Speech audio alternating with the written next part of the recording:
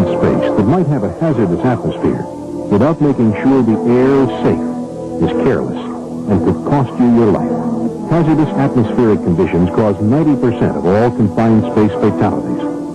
A confined space is any area that can be entered, has limited ways of getting in and out, and is not designed for continuous occupancy.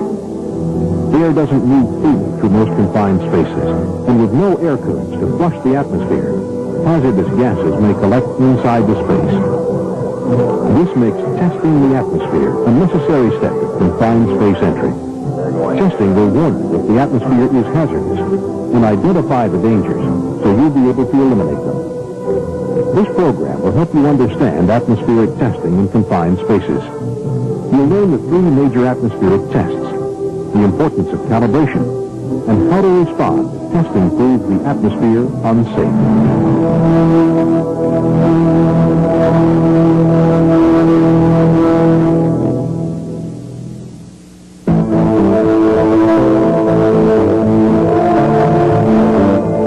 An untested space is a mystery, a dangerous one. If you do not solve this mystery, it could kill you. Let's narrow the unknown into what could await you in an untested confined space. You might find air that contains too little oxygen to support life. Breathing oxygen-deficient air causes loss of judgment, loss of coordination, fatigue, vomiting, unconsciousness, and ultimately, death. By the time you realize you are suffering from oxygen deficiency, your judgment is so impaired that you might not be able to save yourself.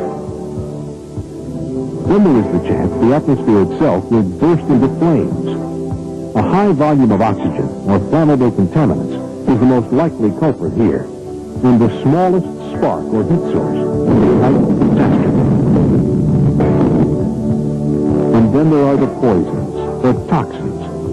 These can poison and even kill you with one breath, or the damage may work slowly and not affect you for many years. Each of these conditions is serious and deadly, but preventable. Atmospheric testing solves the mystery of these dangers lurking within a confined space.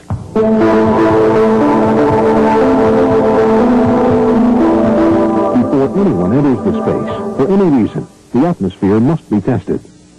The purpose of pre-entry testing is to warn you of atmospheric hazards before you or a coworker enters the confined space. Remember, the air must be tested before anyone enters the confined space for any reason. There are three main tests that will identify the atmospheric hazards of a confined space. The first is for oxygen content, the second test for flammability, and the third for toxicity. You always test the space for all possible hazards before entering.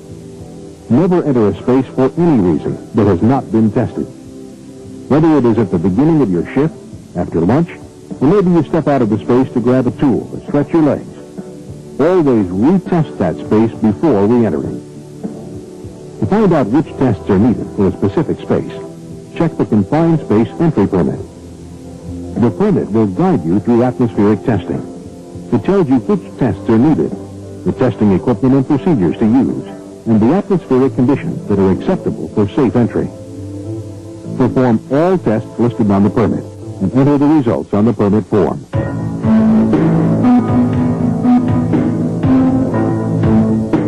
Even the most sensitive and advanced devices need to be checked and calibrated before being used. There are two steps to good calibration. Before leaving for the space, use a known span gas to calibrate your instruments. Since you know the concentration of the span gas, you will know exactly how the instrument should respond. If it does not respond as planned, there's a problem with the sensor. As you head out to the space with the instrument, there's a chance it will be knocked and jostled. So perform a simple function check in the field before using. For an O2 sensor, simply breathing into it will reduce the oxygen level to 19.5%, if not lower. For a function check on combustible gas sensors, use a solvent magic marker. Holding the marker up to the sensor will give you a response. Although a butane lighter will definitely register, it is dangerous to introduce an open flame in an area with a questionable atmosphere. There is no way to perform a function test for toxicity sensors, so make sure you calibrate accurately and transport the instrument carefully. Function checks do not replace calibration. A function check only confirms that alarms are working and that sensors haven't been damaged since calibration.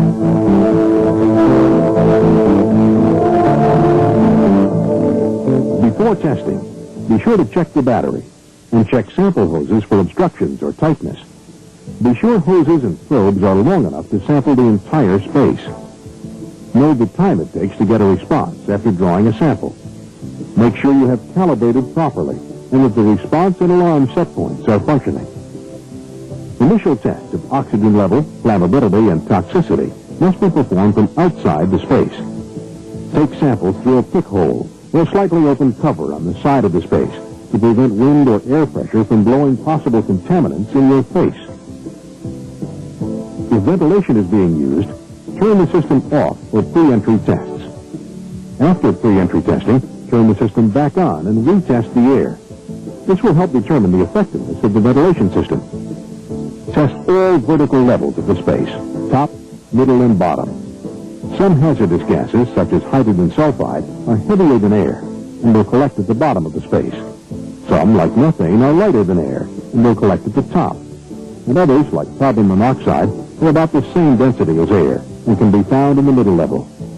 These gases are very dangerous, and failure to check each level could be a fatal mistake. Test as much of the space's horizontal area as you can reach by remote probe from outside. Hazardous materials can collect in pockets, and you must identify these areas before anyone enters.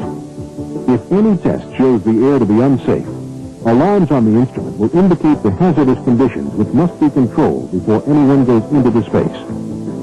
This may involve additional cleaning or ventilation. Don't just assume that these measures have then eliminated the hazard. Always retest.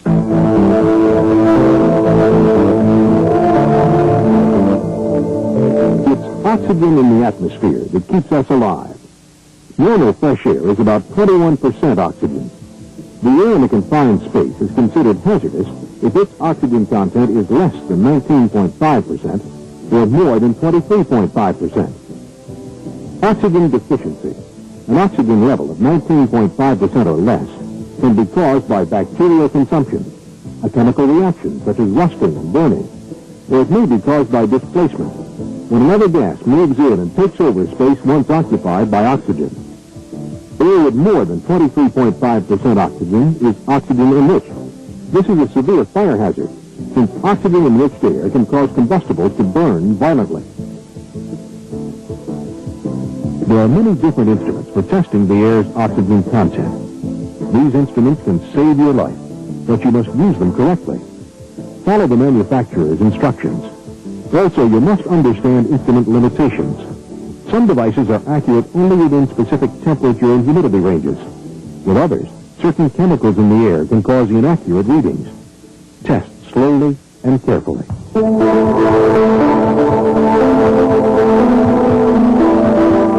Flammable gases can be odorless and invisible. But if the concentration of a flammable gas is high enough, even a minor source of heat or spark can cause the air to burst into flames.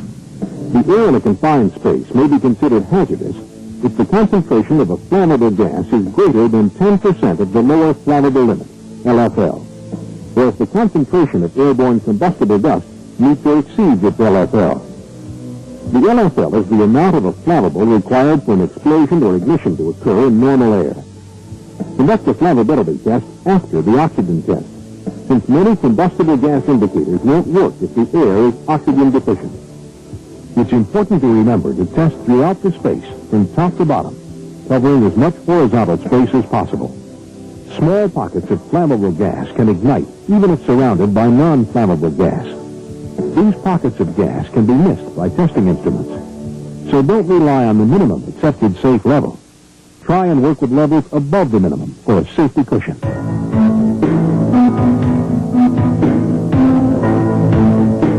In many confined spaces, a toxic atmosphere may be present.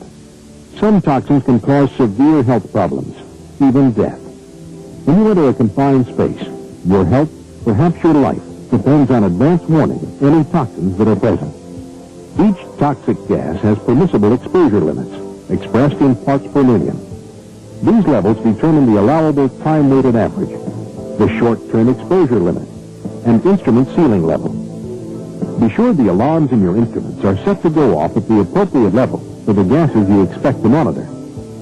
Even if the oxygen content measures between the allowable 19.5% to 23.5%, and the flammable vapor concentration is below 10% LFL, it is still possible for the air to contain a higher concentration of toxins. Check the entry permit to see exactly what atmospheric toxins could be present in the space and determine the PELs. There are several types of instruments for measuring toxicity. Many detect individual chemicals, such as carbon monoxide. Others can detect a number of toxins at the same time. Make sure your instrument will measure any toxic contaminant listed on the entry permit. If more than one toxin is named, you may need several devices to detect each one. Do not use a combustible gas indicator to measure for toxicity.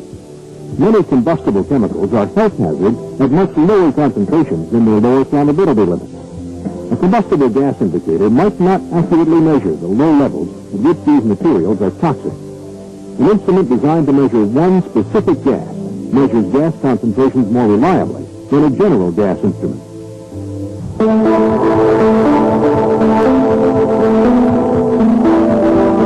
Pre-entry tests will determine whether or not the atmosphere in a confined space is safe before entry. This is essential, but not enough.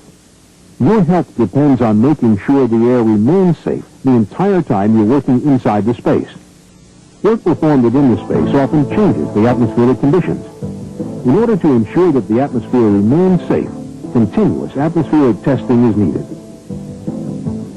Immediately after you enter the space, repeat all three tests. Check the top, middle, and bottom levels, and cover any area you couldn't reach from outside the space during pre-entry testing. Be especially thorough in areas where contaminants might leak into the space or accumulate, such as around pipes and irregular surfaces. If you must go into an untested area, wear a supplied air respirator until tests are complete. Test with a direct reading instrument and a remote probe or detector tubes so that you can test each area before actually entering it. After entry, either periodic retesting or continuous monitoring is needed. The entry permit will tell you if continuous monitoring is required. If continuous monitoring is not necessary, the permit will state how often the air must be retested. Continuous monitoring maximizes safety if you will be doing work that can create hazardous conditions inside the space. This includes scraping, scaling, using solvents, and performing hot work, since any of these operations can cause changes in the atmosphere of the space.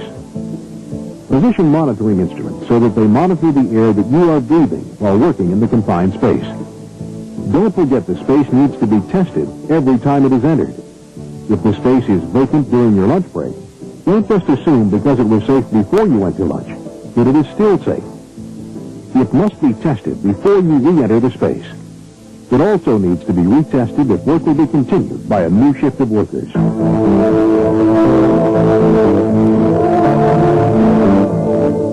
the air in a confined space becomes unsafe during entry, your life may depend on responding quickly and correctly. Get out of the space if the alarm on a testing device goes off, or if tests show the atmosphere has become hazardous. Stop all hot work at once if there's any possibility the air has become flammable.